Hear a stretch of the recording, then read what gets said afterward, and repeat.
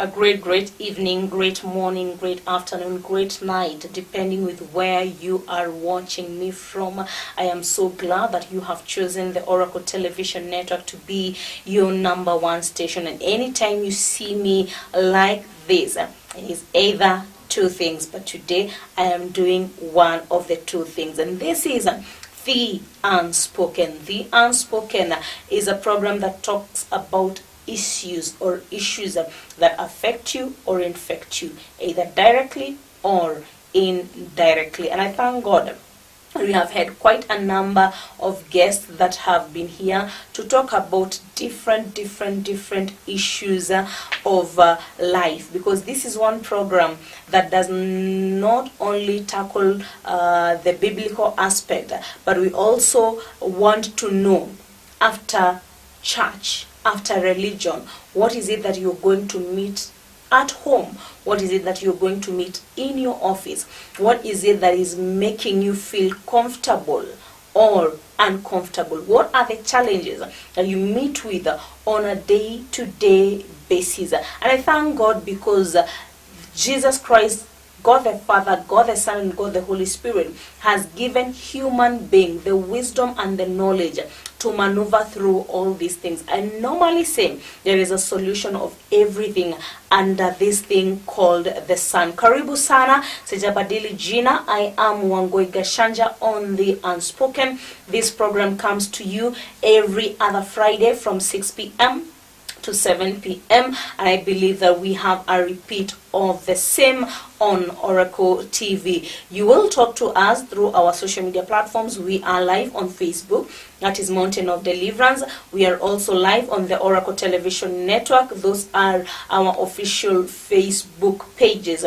We are also live on YouTube, the Oracle Television Network, and our numbers are on your screen. Please make sure that you WhatsApp me on 0782 783436. That is our WhatsApp number, 0782 783436, and my producer will be giving you our SMS number, and you can also use it as a WhatsApp number. That is 0715 783436. So those two numbers, you are able to get us clearly. And today I have a guest in studio, and we are living in a global world. Everything is changing day by day, day and night. Things are changing, and we are actually living on a global market. The world has become a marketplace. And if you're watching me tonight, one thing I want to tell you, even before we proceed with this program, is that you need to embrace change. Because I know somebody who will be watching this program will think, now Wangui ameleta mambo ya majuu hapa Kenya, we have become westernized. No, we have not become westernized. We are trying to make your life easier. Life already imetupiga kivyake, left, right, center, and you have no time to sit down, because the clock is waiting for nobody, but you can run together with that clock. In studio today, I have a guest, and we are going to be talking about something exciting, something very important, something that we should all embrace. As you can see him on the other side, I have my guest who will be introducing himself before we get to know what is it that we are talking about tonight. Good evening. Good evening, Wangui. Karibu sana. Thank you very much. Mtazamaji wangu angetaka kujua huyu ni nani, ametoka wapi? So my name is David Minor. I'm first an occupational therapist. I'm also a trainer and director at Rafa Institute of Disability Care Studies. We started training in 2016 after a very long, difficult period that we had, especially with my patients. I used to treat my patients in their homes because most of people with disabilities used to have a challenge moving around, so it was easier for us to go to them. Okay. So I believe in providing quality care, and most of the patients where I used to visit, you'd find some of the rooms are smelly, you find the patients are not happy or they're malnourished. So we started training now the principal caregivers at that time, who are the house girls, because they're the ones who are taking care of some of these patients. So we realized that though they had started getting a lot of improvement, so we came up with our school, and yeah, now we're here. All right, great. Karibu sana, Mr. Maina, and I know that you will enlighten us about this. And we are talking about caregiving. As he has said, he had patients before he ventured now into school, until you saw the need for the school. Yes. So, were you a trained therapist before, or it's a passion? Yes, I'm an occupational therapist. And, Trained? Trained, yes. And it's so occupational therapy is basically a health science that deals with managing people living with disabilities, training them, helping them towards gaining independence. So given that nature of training, my areas of interest was pediatric disability in conditions maybe like autism, cerebral palsy, Down syndrome, mental handicap. In adults, you find people with stroke, other forms of paralysis. In elderly care, you have Alzheimer's, you have dementia. So it's a wide scope of conditions. And that is what we sent our training to be able to provide care for these individuals. Right. Yes. Okay. You have mentioned some terms that look like more of a big part of it. Yes. But we are talking about caregiving. Probably you can take us through what is caregiving. Because we have daycare, tunapelekanga watoto. And at home we have house managers who take care of sick and not sick people. Then we have this caregiving. What's the difference between these three things? Ours specifically is a unique form of care because it's channeled towards now providing comfort for people living with disabilities, number one. And then there's also the elderly, and then there's now the generally sick person at home.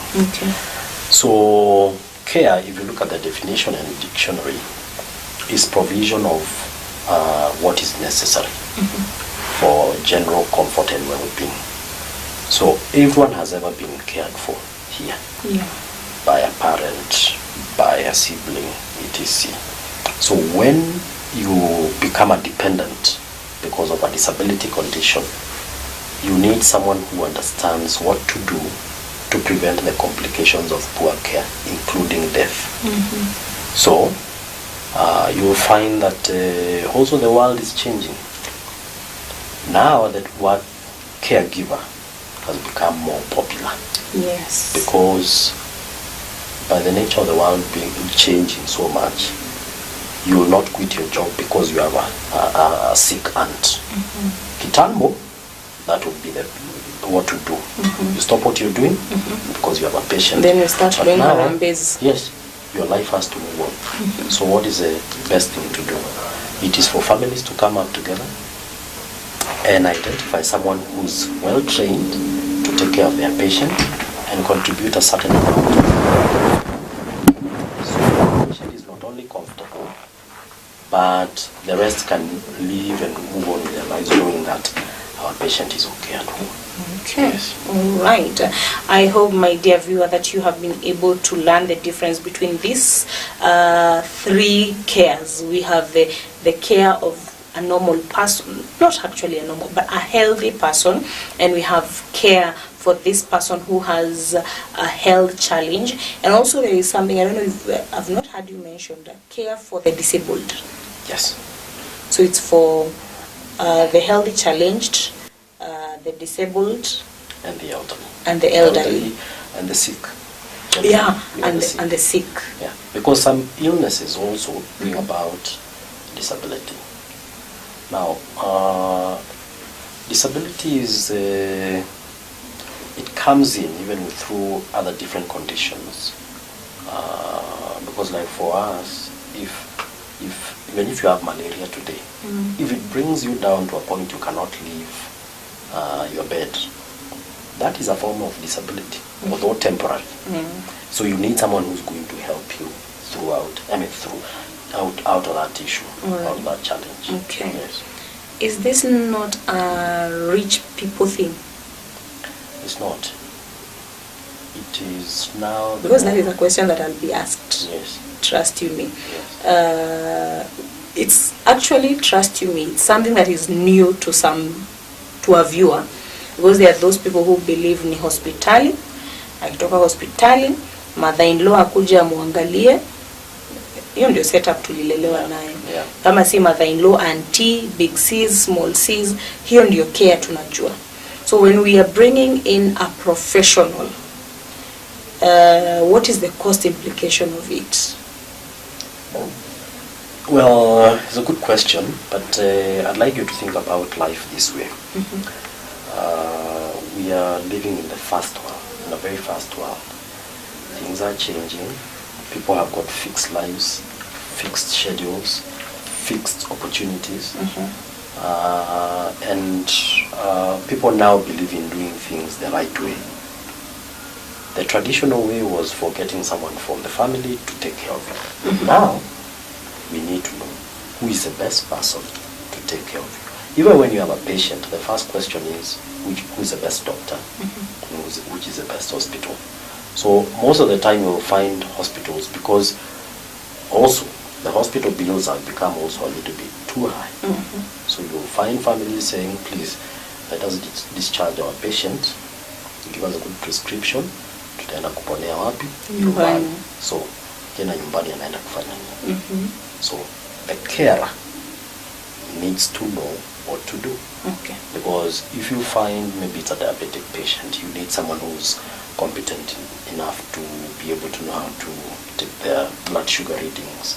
And that's also part of the training as well that we offer. So when we started it was a very weird time, because nobody understood what this kind of caregiving was. But now, for you to be able to even work overseas, even if you're going to train, maybe you're going to a university, you're always advised to have a caregiving certificate. Oh, okay. Why? It is the only open avenue where you can be able to earn a decent living as you study. Okay. The other thing is that as the population increases, so does the population of the elderly. So who's caring for them? The population of the caregivers has not been growing. That is why countries like UK have been passing opportunities to the rest of the world for them to come to their countries and get permanent residence to be able to care for their loved ones. I've just shown you a video of Canada. Yes. Wasikilizaji, if you can Google Canada Caregiver Program 2025. Canada now is opening up opportunities for caregivers and giving them permanent residence as long as you have what it takes. You just need a caregiver certificate. You need, of course, a passport. You need to have done an English test, and a certificate of good conduct from the Kenyan government. That's all you need. Wait a minute. Yes. Just that? Yes. And you have a permanent residence? And you have a job? Over the past 3 years, our students have been getting online interviews from the UK. I've just shown you a message from one of my students. They do an online interview via Zoom, and they were supposed, for the UK one, they needed a care certificate from our school. They needed a driver's license, certificate of good conduct, and English tests called IELTS, and a passport. Yes. And for the UK, they were able to go with their spouses, and children. And the children who are getting educated, they are getting educated in the UK right now for free. Ish. In short, we are saying there are job opportunities out there. Not job opportunities, many job opportunities out there.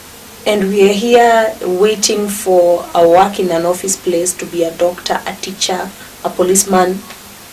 And we are depressed because we don't have those job opportunities. The thing is that right now the world is changing, and it is just amazing what kind of opportunities I've seen some of my students get. Some of my students have traveled to countries that you even wonder, how did you even get here? So,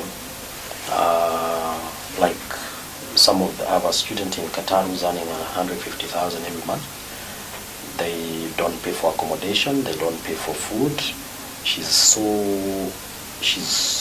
such a very well treated person. When the family travels overseas, they travel with her. She's living her best life now. Wow. Yes. Meaning the 150,000 that she has today is her savings. Yes. How many people are able to save 150,000 in Kenya? Aish. So we are telling people right now to change how they are viewing the opportunities that are out there. To the people who trained who just cleared their fourth form or are even in universities right now, have a look at the job market for whatever you're going to train. Because you might end up having a training that is not going to serve your needs tomorrow. And there are so many people who are working with masters. And when we started training, I thought our main candidates would be the people who had maybe probably a D or a D minus. But now I'm getting professionals coming to train and get a certificate so that they can leave the country. Yeah. Because these opportunities are open for everyone. Yes. Yes. Wow. That is a new insight. And I hope that you who is following, whether you're a parent, you are a young lady, a young man, there are opportunities out here, and caregiving is the way to go. Right now, everybody is into caregiving. And I have known you for, actually I was remembering yesterday's, for the last 12 years. 12 years you've been in this business. And you opened this school while you were still friends. What makes Rafa Institute different from any other caregivers? That's a very good question. The first thing that people need to understand is when I train, if I'm a student, where am I going to work? When you come to Rafa, our training ensures that you are going to be able to work in all spheres of care, of where there's need. When you look at a person living with a disability, we are the best placed. And we are the only ones in Africa who train in disability care. And the only in Africa? Africa, not only Africa, Africa and Middle East. Wow. Last year there's an organization in UK that was doing a research on our company, on our school, and they called me up. They did a lot of research, including looking at our Facebook pages, all our social media channels. And they called me and wanted to find out, how is it that we train in disability care and what have we been able to achieve? And thanks to that company, we were able to win an award, which is Africa Disability Training Provider of the Year 2024-2025, and that's the award. Wow, this is the award. Yes. This reads Rafa Institute of Disability Care Studies, Disability Training Provider of the Year. Wow. So this school or this institution is the best in Africa and in Central And Middle East. Middle East. That is the only place we can get this kind of training. Yes. Now, we have talked of elderly care. Actually, I think there's still one in the nation for the elderly people. How do you take care of these elderly people without feeling some sort of you invading into someone's privacy? The first thing that you also need to, you need to understand is when you're providing care, you have to look at your patient. If it's an elderly person right now, look at who they were before and conform to who they were and how they would also like to be treated. Care is a very simple process, because if you have love for your patient, or you have love for the one who's ailing, you will meet them at their point of interest. Look at what, of course now, like hygiene, those are standard. We call them activities of daily living, bathing, make sure they are bathing well and comfortably, dressing well according to the weather. Feeding, the diet is very important as well, because we train on that as well. And then also toileting needs. Toileting needs are very sensitive, and that's where very many people go wrong. Because you assume that this person no longer needs their privacy. Yeah, that's why I asked that question, because many people will feel irritated at that time. Yeah, because it's a private issue. It's a private issue. Even if you are alone in the house, you always close the door.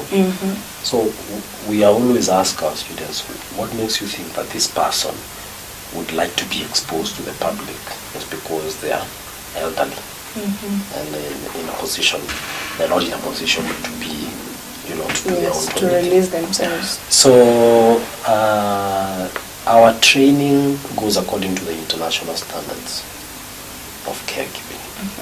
And that is why we've got a lot of successful students who are working out of the country. I've got a student I was talking to last year who's been working in the UK maybe now 1.5 years. She told me her boss calls her the miracle worker. Why? Because all the patients want only to be served attended by her. Yes. So that's what our training is about. It's not just passing a certificate. It is making you understand that where you go, you must shine. Because there's also the element of not only just getting the job, you need to keep the job as well. Yes. And we've been reaching out to the boy child. Life will change. Stop looking at courses that are not going to give you comfortable avenues to earn a living. Caregiving is so marketable for young men today. Your grandfather akigonjeka, do you want a male caregiver or a female caregiver? A male. So where is he? So some of our students are almost getting jobs during their practicals. At times we argue with them. Oh, I got a job. Now I'll come and finish my final exam. You tell them no. You can't finish it. You have to go through If you're already getting the opportunity now, you'll still get it after you clear. Yes. Yeah. So young men need to know that this is the place to be right now. Get that certificate, work. Start, and they'll get a lot of opportunities. Wow. If you look at there's a current program running with the Saudi government, and the Kenyan government is very well aware.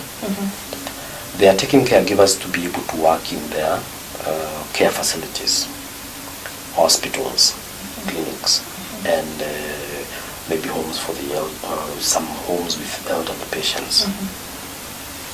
They are provided for, and this is just for ladies. This one is only for ladies. Age 21 to 40. The salary is 63,000. They do an interview. They're paid for a ticket. a plane ticket. They're given access to a hostel facility, given food and transport from their hostel to work and work to the hostel. I've just shown you a video of one of our students. She's saying life has changed for her. Yeah. Because 62,000 shillings is her savings. Where are you going to get 62,000 shillings here in this country to save? So these are some of the opportunities that people don't know about, and it's a good thing that we're talking about today. All right, David has touched on a very, very sensitive and critical issue that we are currently going through in the nation of Kenya. In case you're joining us, this is the Unspoken. You have any question related to caregiving? Have you had this kind of an experience? Is it the very first time that you're hearing about this? Let us have your question, let us have your comment, let us have your feedback on the numbers on your screen. We are also live on our Facebook page, that is Mountain of Deliverance. We are also live on the Oracle Television Network. We are also live on YouTube, but that is the Oracle Television Network. And as you can see on your screen, you have your phone. In case you have your phone, not in case, actually almost everybody right now is having an Android phone or an iPhone. Just go to Google Play or Play Store, download our app, Oracle TV Mkononi. The Oracle app, you are able to get any content, live or previous. We cannot guarantee you future because we are not yet there, but live and previous, you will get this content on your Oracle Mkononi app. So make sure as you go to your Play Store, download Oracle Mkononi app, and you'll be able, actually it is free, very, very free. You're able to watch this program, the previous programs that has been there, the chat services, every content that has been on Oracle TV, you will be able to watch them. So make sure that you have downloaded this app. Tell a friend to tell a friend that you no longer need to sit down on telly. It is important, but in case there is something you missed, in case you have just joined us and you were not able to join the conversation as early as when we were beginning, this content is on Oracle Mkononi app. We are also live on YouTube, the Oracle Television Network. We are also live on website, that is www.oracletv.co.ke. Our phone numbers, I can see quite a number of comments coming through. We will be looking at them at the tail end of this program. We are having David Miner in studio. David Miner is the director, Rafa Institute, that deals with caregiving. He is a therapist, trained and qualified. But before we took a break, you had mentioned of Saudi. Yes. No, when you talk of Qatar, Saudi, tunasikia kidogo ni kama kuna goosebumps because we have had so many scandals. Right now we are dealing with is it Vietnam? Not yeah, the lady who is almost being hanged. Yeah. So everybody right now, you hear of somebody going to work abroad and you have jitters. How do you get to know that wherever you're proposing your student, or whenever they come and tell you we have this kind of a job opportunity or job opening, that this is a safe place for your school, number one, because it is your brand that is going out there, and for them as a person? It was a good question. I know there's a very, so many people are desperate for these opportunities. And so where there's desperation, definitely there's someone who wants to take advantage of the situation. So we've had so many people who have been conned in this country because of that hot pursuit for those opportunities. But what I always tell our students is that even when you're visiting an agency, look at their track record. Look at their registrations. If they tell you I've taken Wangui, take Wangui's number. Call. and find out. Need to know, is it? Show me, are you really working in a hospital? I want to see. Yeah. So if people did their background check, I am sure there are very many people who will avoid getting conned. Like for this one, for Saudi, it's free to go, and it's a government program. It's in the National Employment Authority website. So for us, we only deal with people who have a track record. We just don't pick agencies from anywhere, because you could spend a lot of money and find that you're not able to go. Some of these opportunities, by the way, Wangui, are free. You get them online, and we actually, as part of our training right now, we are teaching our people. We're giving our people the websites according to what our previous students, of course, the ones who are working on the country, have been able to guide us with. So, you know, one person goes maybe to Spain to work. They work so well, you find that the employer is telling her, look, could you get me one more person? They get one of their classmates. So it's been that way. Yeah. So our students rarely get to spend money paying agencies. Okay. Yeah. So it's not you who take them. You're not more like an agent. You just refer them. We guide them Okay. through the channels that we know are going to be successful. All right. Because we already have students who are working in so many different parts of the world. The other day, I remember there's a student who got herself to Dubai, and she was asking me what do I do? So I just connected her with one of the ladies I know who's working there, and she's got an assistance. All right. So it's a place to be right now. All right. Yeah, because these new opportunities also now need a new mindset. We can't be fixed on what used to happen in the past. Let people change their minds and just see. Get the training. It's only 3.5 months.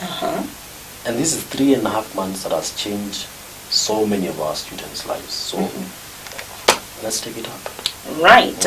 This is one of the courses that is currently very, very marketable. And as David has said, we have international openings. And I know very many people have been, they've had issues, like I've said before, when it comes to international. But one thing that he is very clear, do a due diligence before you go. Get to know where is this place that you are going. Is there a referral of someone who has been there? Just in case you are joining us, this is the Unspoken. My technical team is working on the sound. We have received that feedback and we are working on it.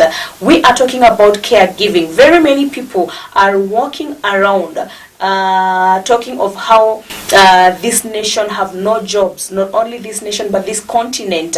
Yet we have a course that we can take for 3.5 months. That is certificate or diploma? It's a certificate. That is a certificate course. 3.5 months. And as you have heard, in Saudi, you're earning 62,000 with accommodation, with only 3.5 months course. Na boy child mumeambiwa tuchangamke. You know, I don't know why men feel like there are some jobs that are only for women. If you, ama ni vile tuligrow up tukijua nurses ni wanawake. That was then. Now you go to a matatu, you find a female driver. Yes. You see. And a female truck driver also. Yes. So now people have just realized that some of these jobs are now genderless. You work to give care, and it's pretty much open. Okay. Not only are we looking at the international opportunities, can we look at now the disability conditions needing care today? Yeah. Some of our students have been very successful in managing care of children with a challenge like autism. We are the only ones right now who can safely give you a carer who will be able to understand a child with autism and to manage the care expectations. And that is why right now, even for our students who are working out of the country, They are now running the programs within those agencies Mm-hmm. because of their knowledge in what? In disability care, Yeah. especially pediatric based. Mhm. And that is what we train at RAFA. So, supposing you get a patient with a stroke today, do you know that if you do not have the right care, chances of you regaining independence or the ability even to walk or to use their hands, even in the long term, is impossible. So the kind of care that you're going to start with, right from the hospital up to discharge and then the home care, you have to have someone who understands that management. Or else, with a condition like stroke, the improvement may be, in cases where it's possible to get improvement, will be very slow. Because we train them to understand the condition, the diet, exercises, the positioning, all those things. And that is why they are the darling of the international world today. Okay. I'm proud to say. All right. Yes. Now, we have talked of this caregiving, and we have talked of young men and young ladies. You mentioned 21 to 40 years. Do we For the need Saudi job, yeah. for the Saudi? But I also believe there is a niche, there is a market in this country also, because people are opening their doors to this kind of ventures. Who can be able to train? It's a good question, and thank you. Basically, anyone who is over 18 can train. I was surprised to see a lady who was about 62 or 63 in one of my classes, and she was extremely vibrant. And I asked her, why did you want to, why do you want to train? She told me that she took care of the parent up to a point they passed on, but she wanted to know how to give good